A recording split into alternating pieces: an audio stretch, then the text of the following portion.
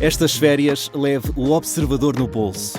Na praia, no campo ou entre viagens, acompanhe toda a atualidade sem limites. Assine com 40€ de desconto e habilite-se a ganhar uma estadia de 2 noites num dos hotéis boutique da Small Portuguese Hotels. Este verão, desligue da rotina, não da informação. Assine em observador.pt. Vamos às notícias.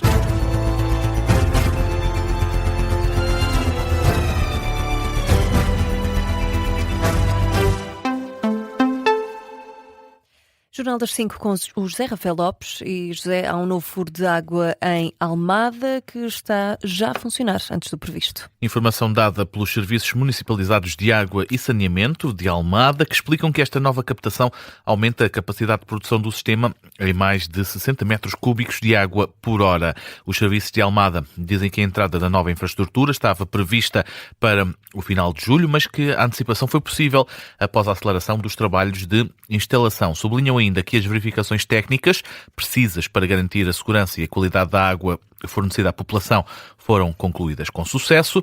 Os responsáveis garantem que continuam em curso outras intervenções para repor e reforçar o sistema de abastecimento de água no concelho. Nos últimos dias, o abastecimento de água em Almada tem estado comprometido. A autarquia teve mesmo que cortar o fornecimento de água entre as 10 da noite de ontem e as 6 da manhã deste domingo. A Almada está em situação de alerta devido a estes problemas com a falta de água. O secretário-geral do PS quer explicações do primeiro-ministro sobre os constrangimentos na correção dos exames nacionais do 12º ano. José Luís Carneiro insiste no tema, quer que Luís Montenegro justifique os problemas na classificação dos alunos. Estas palavras surgem numa altura em que o prazo para a correção dos exames foi alargado até sexta-feira, na sequência de uma falha na plataforma dos exames nacionais. Há ainda milhares de alunos à espera de conhecer as classificações nos exames, situação que leva José Luís Carneiro a pedir a ação ao Governo. Primeiro há que resolver os graves problemas que se instalaram no processo de classificação dos alunos. Há que solucionar, há que resolver esses problemas. Em segundo lugar, do meu ponto de vista, o Primeiro-Ministro, mesmo antes do debate do Estado da Nação, tem o dever de vir ao país a explicar o que é que está a ser feito para solucionar os graves problemas que se colocaram sobre a classificação dos alunos. Terceiro, o Governo tem o dever, a começar pelo Primeiro-Ministro, de garantir confiabilidade. José Luís Carneiro, que insiste que Luís Montenegro precisa de abordar este problema da correção dos exames do 12º ano. Ontem, o porta-voz do PSD, Sebastião Bugalho, disse que está a ser planeado um pagamento de horas extraordinárias aos professores que estão a corrigir os exames nacionais. José Luís Carneiro, que diz ainda que o PS está no caminho certo. E que o facto de ter recebido tantas críticas, quer da direita, quer da esquerda, é sinal disso mesmo. À entrada para o Congresso da Federação da Área Urbana de Lisboa do PS, o líder do partido lembra que o partido era visto como uma força política condenada a desaparecer, mas que agora é alvo do ataque com pedras por parte dos adversários políticos. Eu acho que críticas naturalmente são legítimas, elas são democráticas, são críticas democráticas, mas eu chamo a atenção para um seguinte facto. O Partido Socialista, há um ano e meio atrás, foi vista como uma força que estava condenada a desaparecer. O que é certo é que hoje todos atiram pedras ao Partido Socialista. Porquê é que todos atiraram pedras ao Partido Socialista? Houve mesmo um partido que fez um congresso que, do princípio ao fim do congresso, dedicou esse congresso não a falar da esperança para o futuro do país, mas a atacar o Partido Socialista. Por alguma razão há de ser. José Luís Carneiro a dizer que o PS está no caminho certo e que se apresenta como uma alternativa credível ao atual governo. Isabel Mendes Lopes e Jorge Pinto criticam a maneira como o governo tem feito reformas. E anunciam que vão apresentar na Assembleia da República um pacote de medidas para tentar melhorar a vida dos portugueses. A nova dupla da liderança do Partido Livre, foi eleita no Congresso do Livre com cerca de 70% dos votos e encerraram o Congresso com críticas ao Executivo. Isabel Mendes Lopes começou por agradecer o reforço da confiança na liderança do Livre, mas não demorou a virar o discurso com críticas ao Governo. A líder da bancada parlamentar diz que as reformas levadas a cabo pelo Governo não passam de desmantelamentos dos serviços públicos. Precisamos também de equilibrar e ter um Estado mais forte. Um Estado que não faz reformas que na prática são desmantelamentos dos serviços públicos, que desmantela os próprios ministérios e que depois dá o caos que nós assistimos, por exemplo, nos exames nacionais. Nós vamos chamar o Ministro ao Parlamento E vamos também propor que o prazo para candidaturas ao ensino superior seja alargado para permitir que os estudantes não sejam prejudicados por absoluto caos.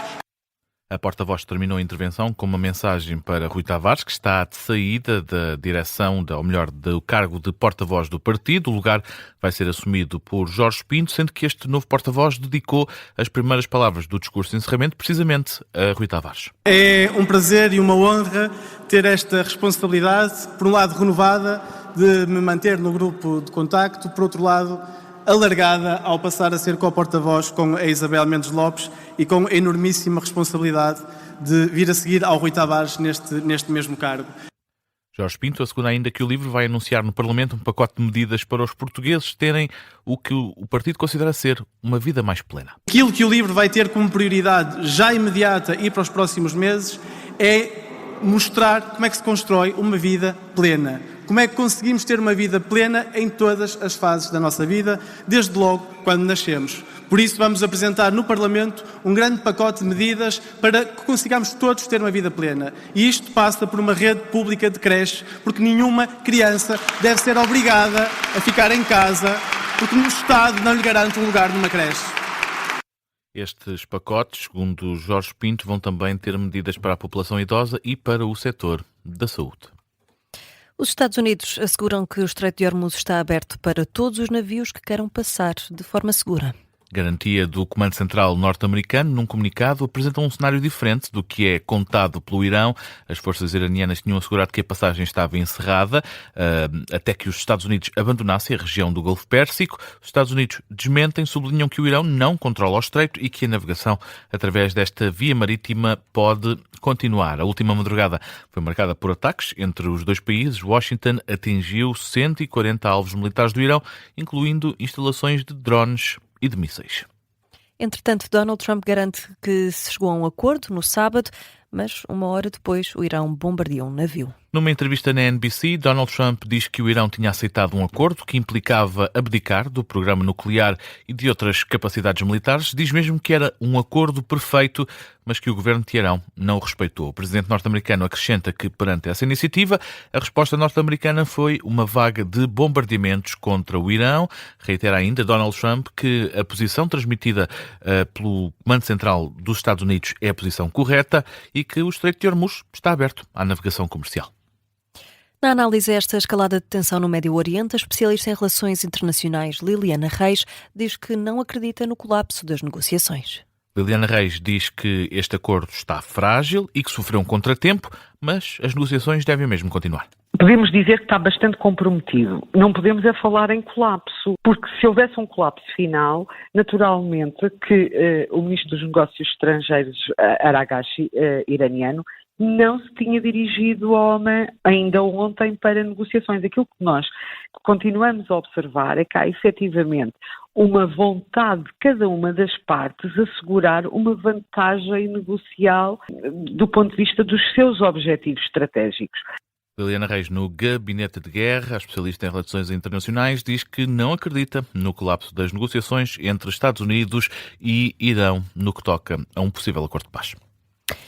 A fechar, o Papa Leão XIV apela para o caminho do diálogo na Ucrânia e no Médio Oriente. O Papa aproveitou a oração deste domingo no Vaticano para abordar a violência à volta do mundo.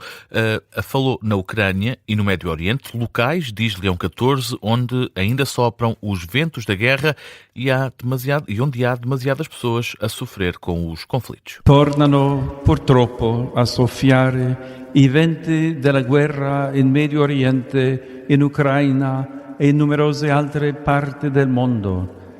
Voltam, infelizmente, a sofrer os ventos da guerra, o Médio Oriente, a Ucrânia e muitas outras partes do mundo que semeiam a violência, o terror e a morte e que atingem, mais uma vez, tantos inocentes. Não deixemos que estes ventos apaguem a esperança e a paz, mesmo quando ela parece frágil e instável.